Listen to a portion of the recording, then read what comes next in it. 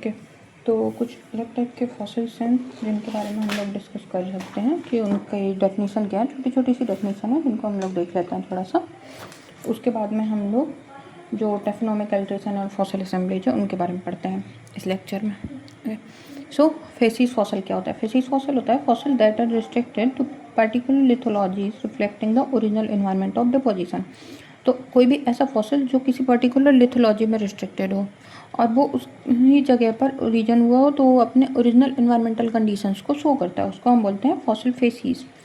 Index fossil बोलते हैं जिसमें वाइड जियोग्राफिकल एरिया हो, यानी उसका डिस्ट्रीब्यूशन बहुत बड़े एरिया पर हो बट जो उसकी जियोलॉजिकल एज है वो छोटी हो, यानी वो एज रेंज को कम और जो एरिया है उसको बहुत ज़्यादा शो करता है, जिसकी वजह से वो सफिशिएंट मॉर्फोलॉजिकल फीचर्स को शो करेगा जो कि सपोर्ट करेंगे ईजी आइडेंटिफिकेशन एंड डिफ्रेंशिएशन में। ओके, और उसमें क्या होना चाहिए? हाई पोटेंशियल होना चाहिए। अब कोई फॉसिल है, मान लो वो बहुत ज़्यादा कॉम्प्लेक्स है, उसको हम आइडेंटिफाई ही नहीं कर पा रहे हैं एक बार में, तो फिर हम उसको इंडेक्स फॉसिल कैसे मान सकते हैं? भले उस मतलब आप अगर आइडेंटिफाई नहीं कर रहे हो, सिंपलेस्ट मॉर्फोलॉजी नहीं है, तो थोड़ा टफ हो जाएगा ना आइडेंटिफिकेशन करना उसका कि ये इंडेक्स फॉसिल है, यहाँ पे मिल रहा है तो ये इस फॉसिल की एज इतनी है। मेनली यूज किस में हो रहा है? जो कोरिलेशन हो रहा है, स्टैटिग्राफी में हम लोग कोरिलेशन पढ़ेंगे, तो कोरिलेशन है कि एक जो बेड है और दूसरा बेड है उन दोनों के बीच में सेम ही एज है। इन सारी चीज़ों में हम इंडेक्स फॉसिल को यूज करते हैं। नेक्स्ट है लिविंग फॉसिल। लिविंग फॉसिल क्या होता है? An organism that is persisted essentially unchanged since its first appearance। जब फर्स्ट टाइम कोई भी फॉसिल है, कोई भी ऑर्गेनिज्म है, वो अपीयर हुआ था, उससे लेकर के आज तक अगर उसमें कोई भी सफिशिएंट चेंजेस नहीं शो कर रहा है तो उसको हम बोलेंगे living fossil. Next derive fossil या रिवर्ट फॉसिल या रिमेन्स फॉसिल। तो material has been fossilised elsewhere, erode from its original sites and then incorporate in another young geological section. ऐसे जैसे एक फॉसिल है, वो मान लो इस बेसिन में, ए बेसिन में डिपॉजिट हुआ और फॉर्म हुआ, वो फॉसिल की तरह बन गया। फिर उसके बाद में कुछ प्रोसेसेस हुई और ये यहाँ से डिपॉजिट ट्रांसपोर्ट होके जो बी बेसिन था, जो इससे यंगर एज का था, उस पर जा कर के रिवर्ट होके डिपॉजिट हो गया।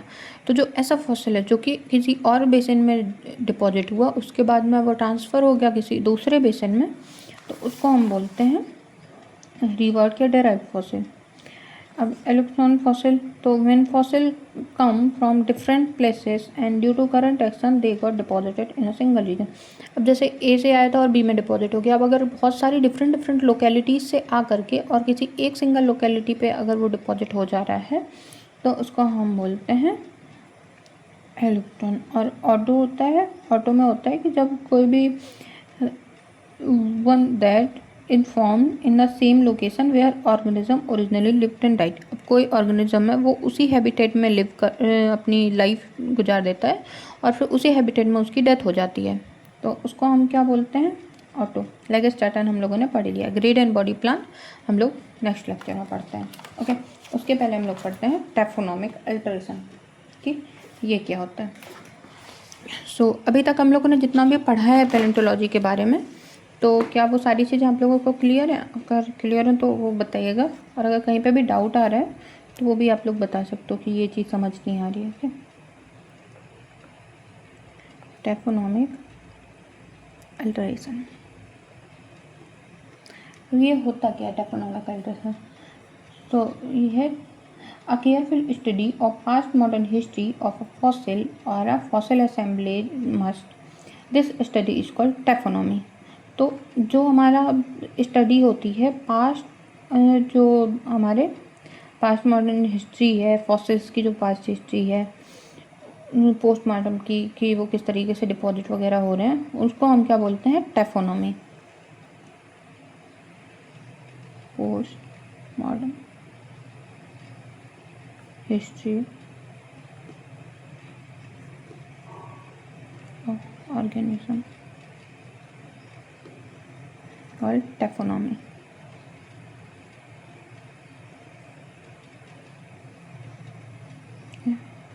सो टैक्सोनॉमी क्या मेनली इंक्लूड्स होगा? Study of two groups of process होती है, दो तरीके की प्रोसेस हम इस पे करते हैं।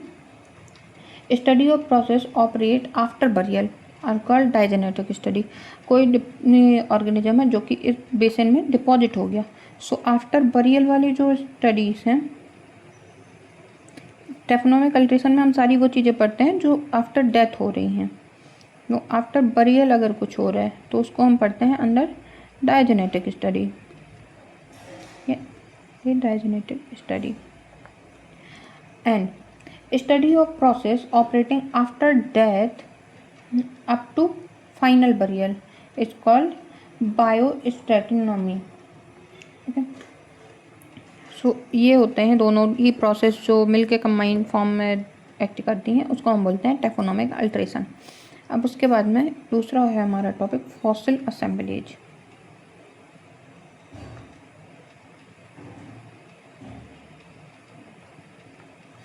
फॉसिल असेंबलेज क्या है? इसका मतलब है means a group of fossils और one of more species found together. So ऐसी फॉसिल असेंबलेज किसे हम बोलेंगे कि जब कोई सिंगल या फिर बहुत सारी स्पीसीज एक ही जगह पे हमें मिल रही हैं तो उसको हम बोलेंगे फॉसिल असेंबलेज। अब ये दो टाइप से होता है, बायोसिनोज एंड थैनेटोसिनोज। तो जो ए है बायोसिनोज, वो क्या है?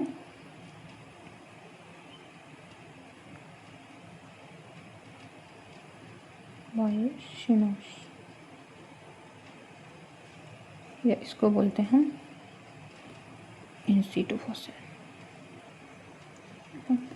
सो इन सीटू फॉसिल असेंबलेज नाम से ही हमको समझ आ रहा है कि ये क्या है, इसको हम लाइफ असेंबलेज भी बोलते हैं।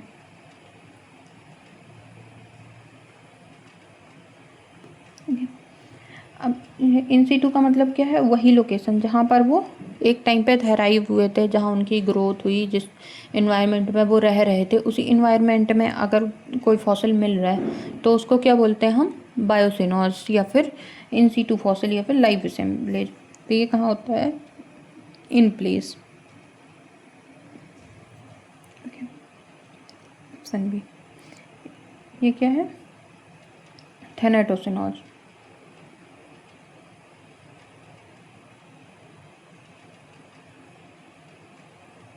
या फिर डेराइव्ड फॉसिल।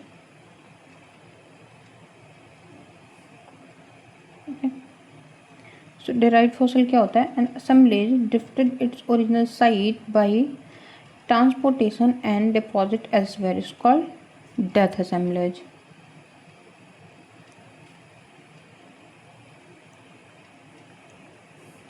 मतलब कोई फॉसिल है, कोई भी ऑर्गेनिज्म है जो उस जगह पे रह रहा था, वहाँ पे डिपॉजिट ना होकर किसी दूसरी जगह पे डिपॉजिट हो रहा है आफ्टर द ट्रांसपोर्टेशन, तो उसको हम बोलेंगे थैनेटोसिनोज। इसकी भी अलग अलग कैटेगरी होती हैं, जैसे इंडिजिनस हो गया या फिर रिमेन्स असेंबलेज हो गया और एक्जॉटिक हो गया। तो आई होप उतना नहीं पूछा जाएगा। और कुछ कुछ जो सेल्फ में है, मेराइन एनवायरनमेंट में है, और लोकेशन के बेस पे जिनके नाम है वो 2-3 रह गए थे। आपके जो इनडायरेक्ट फॉसिल असेंबली लिखाया था इसके पहले वाले लेक्चर में, उस पर आप ऐड कर लीजिएगा। ये लोकेशन के बेस पे रहते हैं। जैसे अगर कोई बोल रहा है कि क्रूजियाना फॉसिल मिल रहा है तो ये कहाँ मिलेंगे? सेलो सेल्फ। नेराइट्स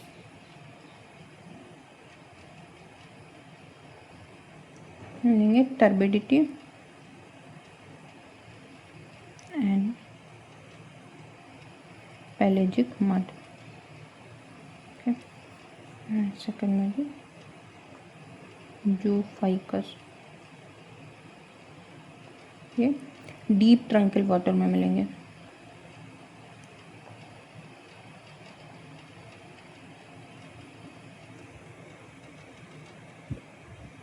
तो ये तीनों आप उस पर ऐड कर लीजिएगा। ओके, अब इसके बाद में नेक्स्ट हमारा कॉन्सेप्ट ऑफ स्पीसीज। स्पीसीज क्या होती हैं?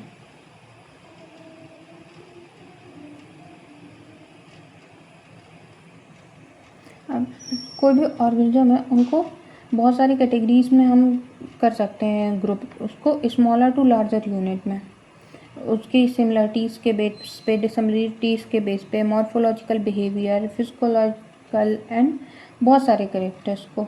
तो ये जो ग्रुपिंग ऑफ ऑर्गेनिज्म है ये क्या बोला जाता है? टैक्सोनॉमी।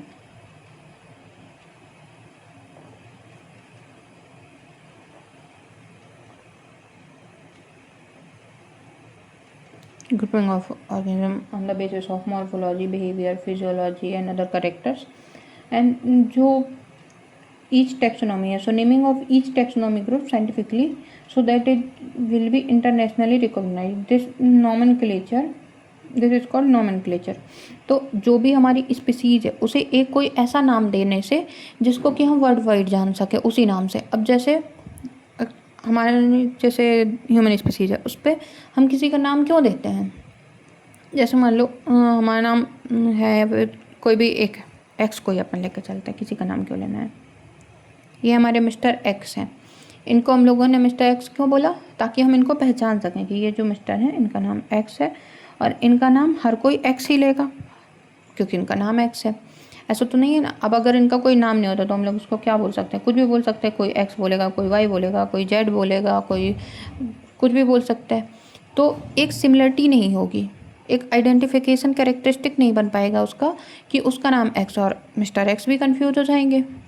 ठीक, तो जो नेमिंग है वो ऐसे की जाती है कोई भी ऑर्गेनिज्म की या कोई भी फॉसिल की कि वो इंटरनेशनल लेवल पे भी उसी नाम से जाना जाए। ऐसा ना हो कि हम भारत में किसी चीज़ को जिस नाम से जान रहे हैं, जब हम अमेरिका जा रहे हैं तो वहाँ पे कोई और नाम ही उसको लिया जा रहा है। तो इसलिए हम नॉमेनक्लेचर जो उसका होता है बहुत इंपॉर्टेंट पार्ट होता है और उसको हम लोग हमेशा ऐसे वर्ल्ड वाइड ही रखते हैं, इंटरनेशनल नॉमेनक्लेचर करते हैं। तो जो सिस्टमेटिक पैलेंटोलॉजी है इसीलिए उसकी क्या होंगी, दो ब्रांचेस हो जाएंगी, एक तो हो जाएगी टैक्सोनॉमी एंड सेकंड ब्रांच हो जाएगी हमारी नॉमेनक्लेचर। ये किसकी ब्रांचेस हैं, सिस्टमेटिक पैलेंटोलॉजी।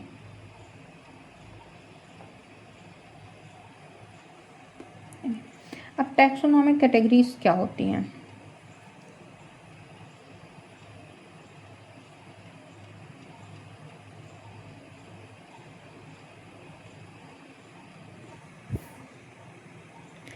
टैक्सोनॉमिक कैटेगरीज को जो लीनियर्स थे उन्होंने डिवाइड किया था 6 जो कैटेगरीज हैं उनमें।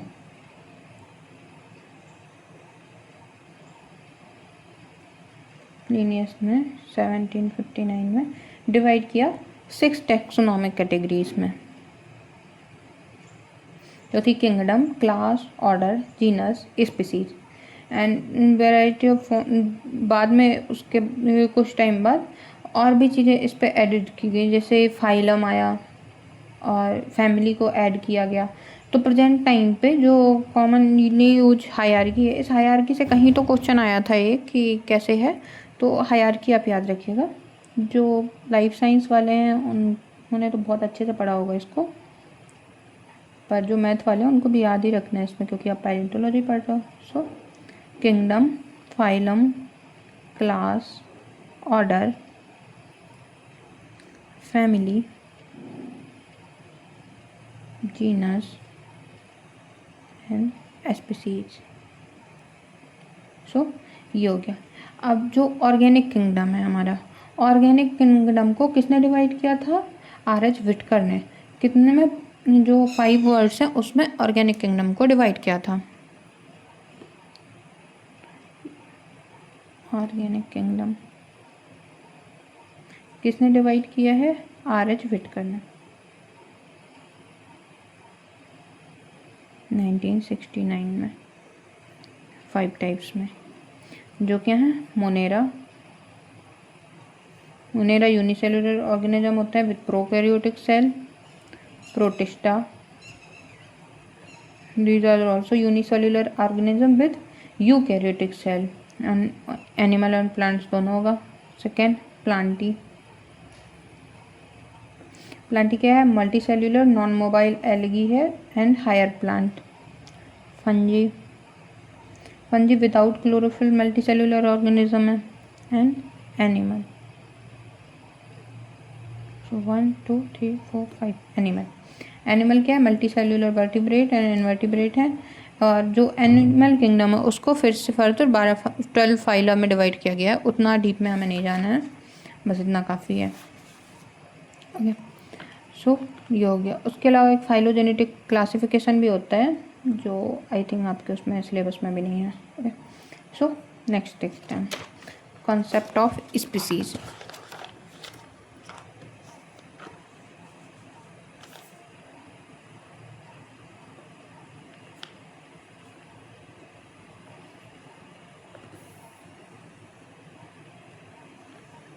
अब जो मोस्टली क्या होता है बेसिकली, जो फंडामेंटल यूनिट है टैक्सोनॉमिक क्लासिफिकेशन की, वो क्या है? Biological species.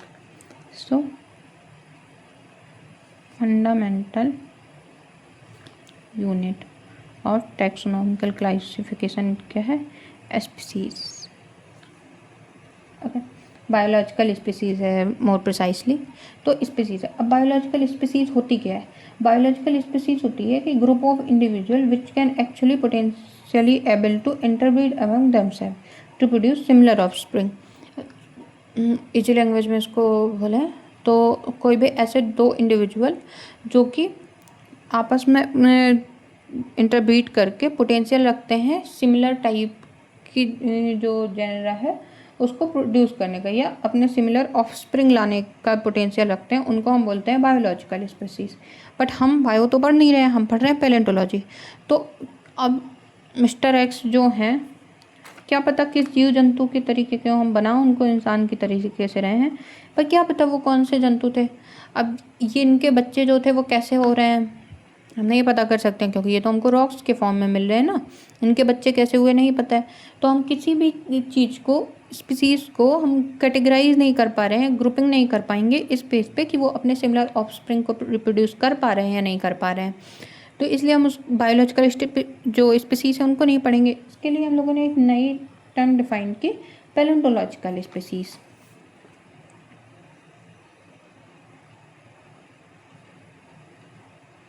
Palaeontological species. अब जो पैलेंटोलॉजिकल स्पीसीज है ये किसके बेस पे? जो बायोलॉजिकल है वो ऑफस्प्रिंग के बेस पे थी, और जो पैलेंटोलॉजिकल है ये किसके बेस पर हो गई?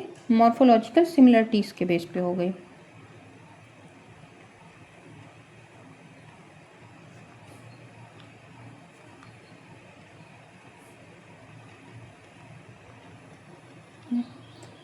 तो जो भी इंडिविजुअल फॉसिल पॉपुलेशन है उसके बीच में मॉर्फोलॉजिकल सिमिलरिटीज़ कैसी हैं उस तरीके से। अब उसके बाद में भी जो दो चीज़ें थी जिनकी वजह से थोड़ी प्रॉब्लम आई, जैसे एक था होमोमॉर्फिज्म और एक है हेट्रोमॉर्फिज्म। Homomorphism and हेट्रोमॉर्फिज्म।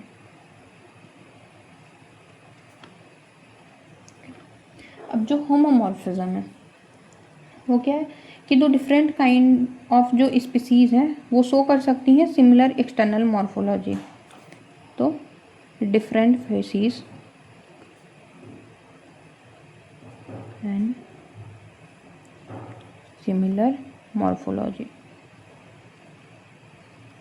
और जब भी होमो लगा है मतलब सिमिलर है, होमो मतलब सिमिलर, मॉर्फ मतलब मॉर्फोलॉजी, और हेट्रो मतलब डिफरेंट। अब ये क्या है? हेट्रोमॉर्फिज्म की दो सिमिलर स्पीसीज हैं बट वो डिफरेंट मॉर्फोलॉजी भी शो कर सकती हैं। तो सिमिलर स्पीसीज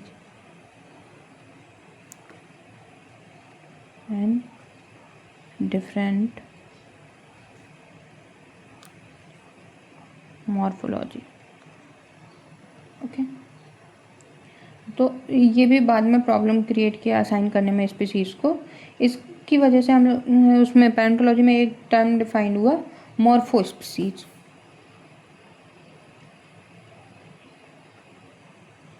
ओके, सो जो फॉसिल है वो स्पीसीज में क्या है? लिमिटेड डिस्ट्रीब्यूशन है किसी भी टाइम ड्यूरेशन में। तो उनका जो इंटरप्रिटेशन है वो इवेंचुअल क्या हुआ कि पहले कुछ दिन तक वो हैं और उसके बाद में वो नहीं है। तो एक टाइम में वो बाउंड हो गए ना। अब जो ट्राइलोबाइटा हैं उनकी एज एक फिक्स टाइम पे है, उस टाइम में वो बाउंड है। ओके, तो उसको हम क्या बोलेंगे कि इससे इस टाइम तक में वो बाउंड है और इसके बाद में वो नहीं मिल रहा है। तो इसका रिलेशन किससे हुआ? टाइम से हुआ। और जब टाइम से रिलेशन होता है तो टाइम को क्या बोलते हैं? क्रोन। तो उसको हमने बोला जो भी टाइम रिलेटेड स्पीसीज हमने डिफाइन किया उनको बोला हमने क्रोनो स्पीसीज।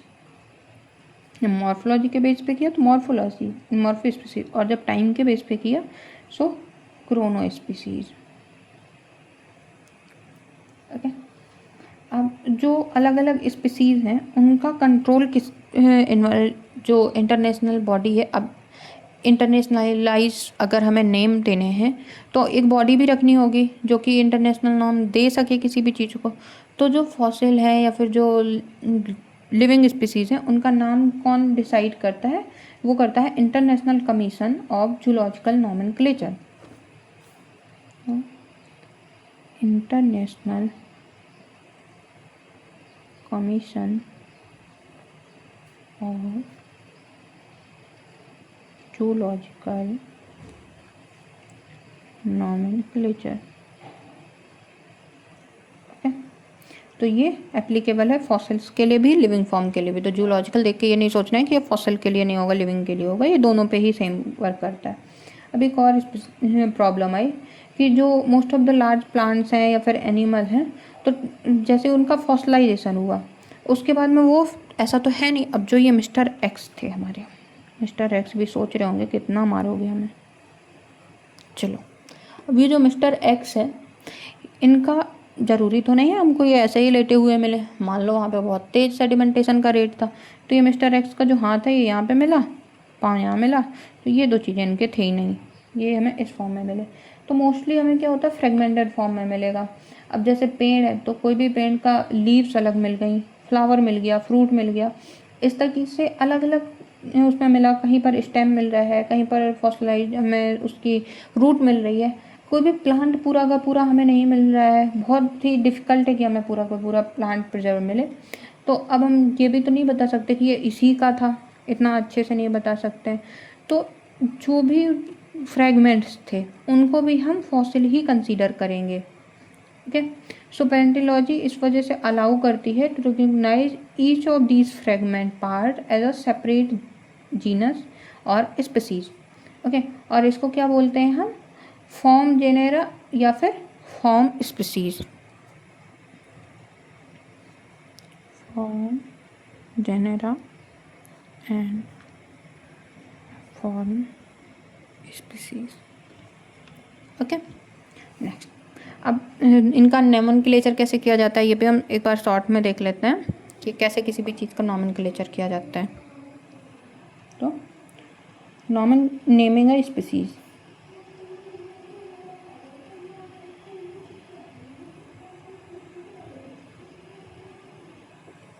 स्पीसीज का नॉमेनक्लेचर किस तरीके से होगा। तो जो सिस्टम है नॉमेनक्लेचर का वो इन्वर्सली जो अडॉप्ट किया जाता है वो किसने दिया था, स्वीडिश नेचुरोलॉजिस्ट थे Carl Linnaeus, Carl Gustav Linnaeus थे, बट कोई बात नहीं, लिनियस याद रखो,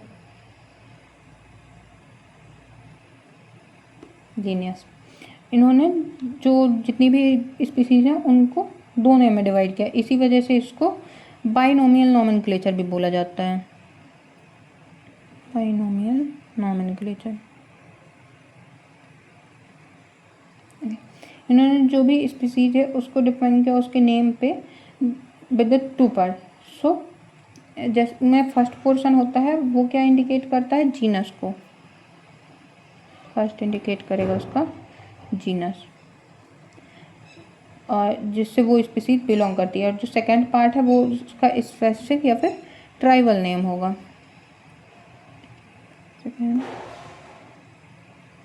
स्पेसिफिक या फिर उसका ट्राइबल नेम।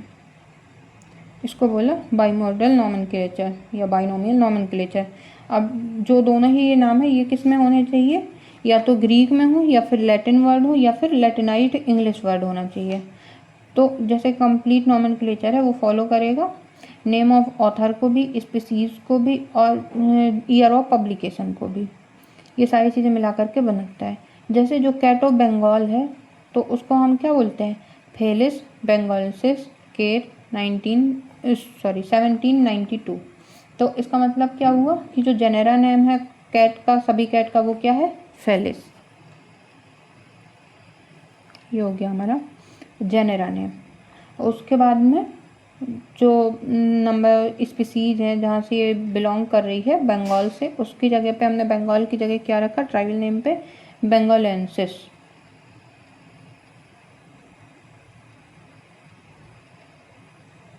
ओके, तो लैटिलाइज नेम हो गया ये बंगाल का। और जो ऑथर था इस स्पीसीज को जिसने ढूंढा था उसका नाम क्या था, केर। ये हो गया ऑथर। और इसके बाद में इन्होंने पब्लिश कब किया, इसको डिस्क्राइब कब किया एज ए स्पीसीज, 1792। तो ये हो गया ईयर ऑफ पब्लिकेशन। तो कोई भी जो स्पीसीज़ का नेम है वो इस तरीके से होगा। इसके बाद अगर आपको सारे ही इसके रूल पढ़ने हैं तो आई थिंक जो अमरलाल गुप्ता सर की बुक है उस पर ये सारी चीज़ें मिल जाएंगी आपको। अगर कोई भी चीज़ में प्रॉब्लम आती है तो आप बता सकते हो, या फिर आपको ऐसा है कि उसके सारे रूल्स आपको समझने हैं या पढ़ने हैं तो भी आप लोग बता सकते हो। वो सारे रूल्स हम आपको एक अलग से लेक्चर सेपरेट में बना देंगे। अब जो इसका नेक्स्ट लेक्चर होगा हमारा वो होगा टाइप स्पेसिमेन के बारे में, जिससे बहुत सारे क्वेश्चन आते हैं। ओके, सो आई होप यहाँ तक आपको क्लियर होगा।